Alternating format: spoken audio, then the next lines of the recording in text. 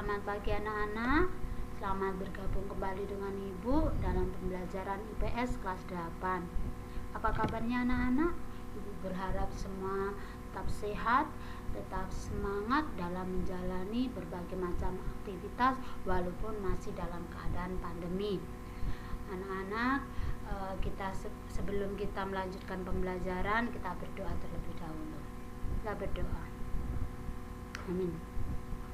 Ya, pada saat ini anak-anak hadir semuanya? Iya, semuanya hadir. Bersyukur kalau semuanya hadir. Pada kesempatan ini, Ibu akan menyampaikan materi tentang mobilitas sosial. Anak-anak bisa melihat gambar yang sudah Ibu tayangkan, aktivitas yang dilakukan oleh masyarakat nih.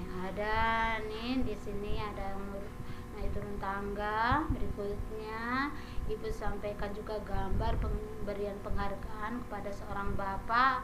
Mungkin nanti juga akan dilakukan kepada bapak yang berikutnya. Melalui kedua gambar yang Ibu tayangkan, Ibu berharap anak-anak bisa mengambil kesimpulan atau pemikiran-pemikiran berhubungan dengan materi kita hari ini, yaitu mobilitas sosial. Sebelum Ibu lanjutkan materinya, Ibu akan menyampaikan tujuan pembelajaran yang akan kita capai. Itu setelah kita belajar tentang mobilitas sosial, anak-anak bisa mendeskripsikan pengertian mobilitas sosial.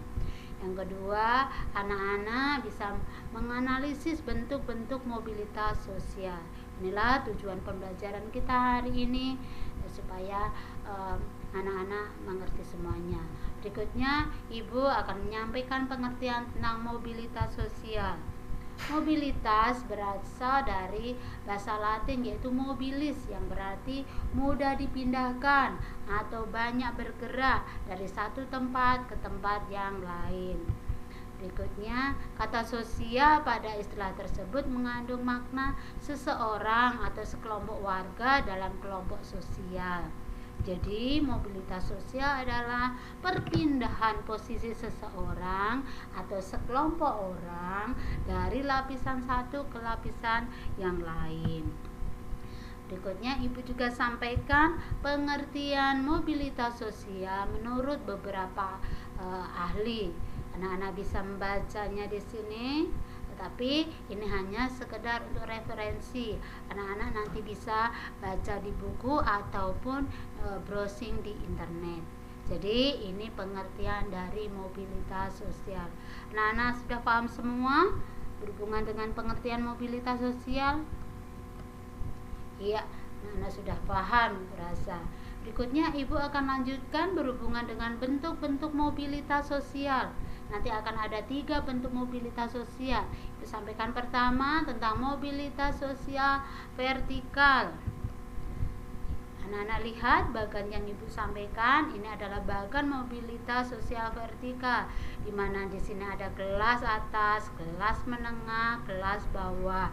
Artinya apa anak-anak? Bahwa mobilitas sosial itu bisa terjadi dari kelas atas menuju ke kelas menengah, menuju ke kelas bawah, dan sebaliknya dari kelas bawah menuju kelas menengah, kemudian ke kelas atas. Ini berhubungan dengan mobilitas vertikal. Dalam mobilitas vertikal dibagi menjadi 2. Yang pertama yaitu mobilitas vertikal ke atas atau social climbing. Apa itu social climbing? Yaitu peningkatan status sosial seseorang dari yang rendah ke yang tinggi. Jadi Ibu mau kasih contoh. Apa nih contoh mobilitas sosial vertikal ke atas nih? Yaitu anak-anak nanti setelah lulus anak-anak akan bekerja. Berarti status sosial anak-anak itu naik. Berarti terjadi mobilitas vertikal ke atas. Berikutnya yang kedua, mobilitas vertikal ke bawah atau social sinking.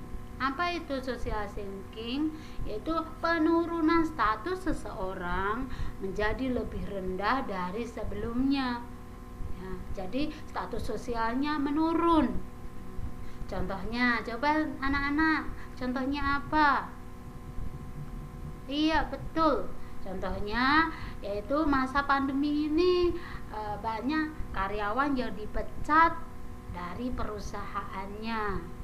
Nih, siapa kasih contoh lagi? Oh iya, betul sekali. Iya, seorang pejabat yang ketahuan korupsi dan dipecat dan dipenjarakan. Ini contohnya sangat-sangat sesuai dengan keadaan masyarakat sekarang ini. Terima kasih untuk anak-anak yang sudah menyampaikan pendapatnya. Berikutnya Ibu sampaikan berhubungan dengan mobilitas horizontal. Ini bentuk mobilitas yang kedua. Nih, mobilitas horizontal adalah perpindahan status sosial seseorang atau sekelompok orang dalam lapisan sosial yang sama. Mobilitas horizontal merupakan peralihan individu atau objek-objek sosial lainnya dari suatu kelompok sosial ke kelompok sosial lainnya yang sederajat. Jadi tidak mengalami perubahan dalam derajat kedudukan seseorang. Ibu kasih contoh di sini. Kepala sekolah SMP Negeri 2 pindah ke SMP Negeri 2 Pontianak. Ini 2 Sadaniang pindah ke 2 Pontianak, tetapi masih menjadi kepala sekolah. Berarti derajatnya tidak berubah, masih menjadi kepala sekolah.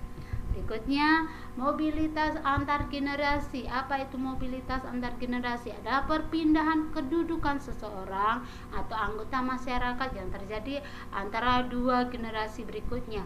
Contohnya, generasi orang tuanya dengan generasi anaknya. Mobilitas antar generasi dibagi menjadi dua, yaitu satu, mobilitas sosial intergenerasi, yaitu perpindahan kedudukan sosial yang terjadi di antara beberapa generasi dalam satu garis keturunan. Ibu kasih gambarnya nih dan contohnya di sini. Kakek seorang penjaga sekolah, ayahnya guru, anaknya seorang menteri negara. Berarti terjadi mobilitas sosial intergenerasi naik. Berikutnya, kakek sebagai jenderal TNI, ayah pengusaha, anaknya seorang supir. Terjadi mobilitas intergenerasi turun. Berikutnya Ibu sampaikan yang berikutnya, yaitu mobilitas sosial intragenerasi, yaitu perpindahan kedudukan sosial atau anggota masyarakat yang terjadi dalam satu generasi.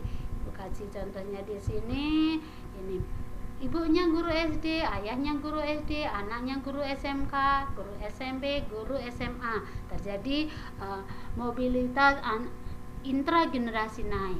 Berikutnya, ayah seorang supir angkot, ibu pembantu rumah tangga, anaknya seorang pengedar narkoba. Berarti terjadi intragenerasi turun.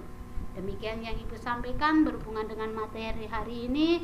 Ada yang ingin bertanya anak-anak? Semuanya sudah mengerti ya.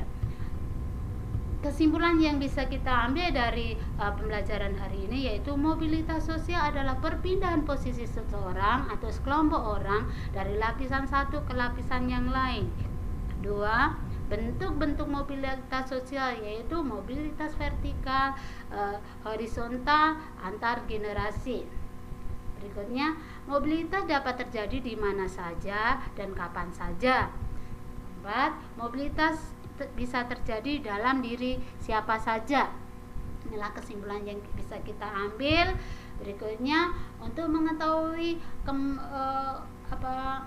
kemampuan anak-anak berhubungan dengan materi ini, anak-anak bisa mengerjakan evaluasi pada buku siswa halaman 88 ya. Jadi pembelajaran hari ini sampai di sini.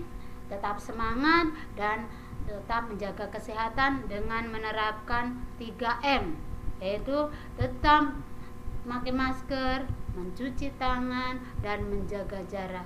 Jadi ini yang Ibu sampaikan. Kita akan bertemu pada kesempatan berikutnya berhubungan dengan materi faktor-faktor penghambat dan penyebab mobilitas sosial. Demikian yang Ibu sampaikan. Terima kasih atas waktu pada siang